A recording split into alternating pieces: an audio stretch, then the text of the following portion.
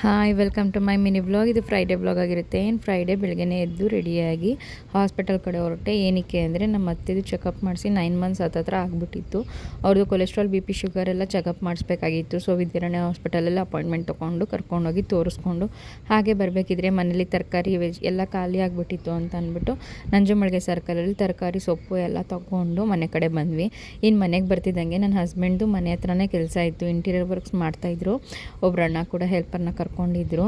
ಅವ್ರ ಜೊತೆಗೆ ಇವನು ಸೇರಿಕೊಂಡು ನಾನು ಮಾಡ್ತೀನಿ ಮನೆ ಹತ್ರನೇ ಕೆಲಸ, ನಮ್ಮ ಪಪ್ಪನ ಜೊತೆ ಸೇರಿಕೊಂಡು ನಾನು ಹಾಸ್ಪಿಟಲ್ ಬರಲ್ಲ ಅಂತ ಅವನು ಕೂಡ ಮಾಡ್ತಾಯಿದ್ದ.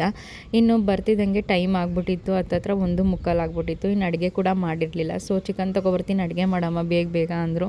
ಸೊ ಬೇಗ ಅಡುಗೆ ಮಾಡೋಕ್ಕೆ ಹೆಂಗೆಂಗೋ ಮಾಡಿಕೊಂಡು ಅಡುಗೆ ಮನೆಯೆಲ್ಲ ಹರಡ್ಕೊಂಡು ಚಿಕನ್ ಪೆಪ್ಪರ್ ಡ್ರೈ ಮಾಡಿ ಹಾಗೆ ಸಾಂಬಾರು ಮಾಡಿ ರೈಸ್ ಮಾಡಿದೆ. ಅಂದರೂ ಟೈಮ್ ಆಗೋಯ್ತು ಪಾಪ. ಆಮೇಲೆ ಊಟಕ್ಕೆಲ್ಲ ಬಡಿಸ್ಕೊಟ್ಬಿಟ್ಟು ಅವ್ರಿಗೂ ಕೂಡ ನಾವು ಊಟ ಮಾಡಿದೋ.